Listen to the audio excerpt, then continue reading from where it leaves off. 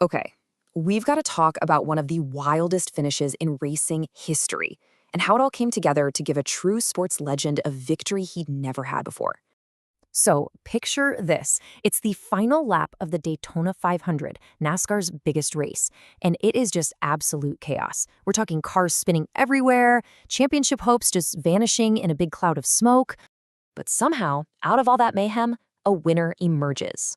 And that winner, he just handed basketball legend Michael Jordan his first ever Daytona 500 win as a team owner.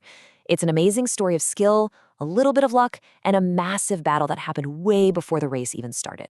I mean, think about it. You run a 500-mile race, and it all boils down to the last 10 seconds.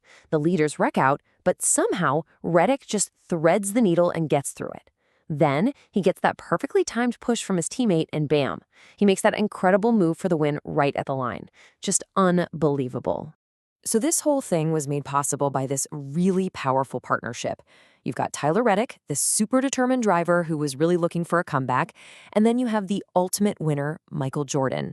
And get this, he had just celebrated his 61st birthday the day before. Talk about a great birthday present. But here's the thing. To really get why this moment was so huge, we have to back up a little. Because just a few months earlier, Jordan's team was in the middle of this high-stakes fight that had nothing to do with racing and everything to do with a courtroom. Yep, you heard that right. Jordan's team, 23XI Racing, and his co-owner, the driver, Denny Hamlin, they actually sued NASCAR, the very league that they compete in. It was a huge, bold move that sent, shockwaves through the entire sport. So what was this all about? Well, it all came down to something called a charter. The easiest way to think about it is like a franchise license for a NASCAR team. Owning one guarantees you a spot in every single race and, here's the most important part, a cut of the league's revenue.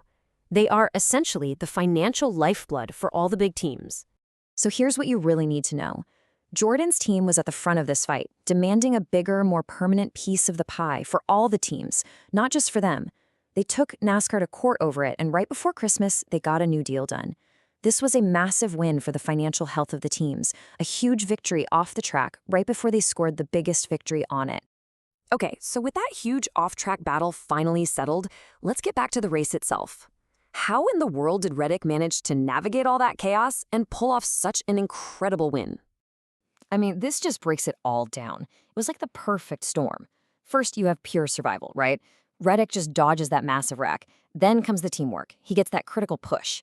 That's all about aerodynamics. His teammate gets right up behind him, giving him a huge draft and a massive speed boost. And then it's just pure driver skill, making multiple passes in the last few seconds. It was truly a masterclass. And all of that led to this. Number 1, the very first Daytona 500 victory from Michael Jordan as a team owner. Just another unbelievable achievement in a career that's already full of them. And you know, the driver himself said it perfectly. When you race for a guy who is literally the symbol of greatness, there's a different level of pressure. Reddick didn't just live up to it. He blew it away on the biggest stage in the sport. And for Reddick, on a personal level, this was just a huge comeback. He had a really tough 2023 season, and he'd been dealing with health issues with his newborn son. So you can imagine this win was just a deeply emotional, incredible moment for him and his whole family.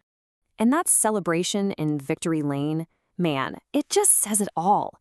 You've got the basketball legend and the race car driver, two champions from completely different worlds, lifting that iconic trophy together. It's one of those moments that's just going to go down in NASCAR history for sure. And don't for a second think this was just some lucky break. This is actually the team's second crown jewel win. Their other driver, Bubba Wallace, won another one of the sport's biggest races. It just proves that Jordan's team isn't just showing up to race. They are building a real powerhouse. So it really makes you wonder, right? He completely dominated basketball. He's built a billion-dollar brand, and now he's a Daytona 500 champion team owner. It just leaves you with one giant question. What's next? What other world is the ultimate competitor going to decide to go out and conquer?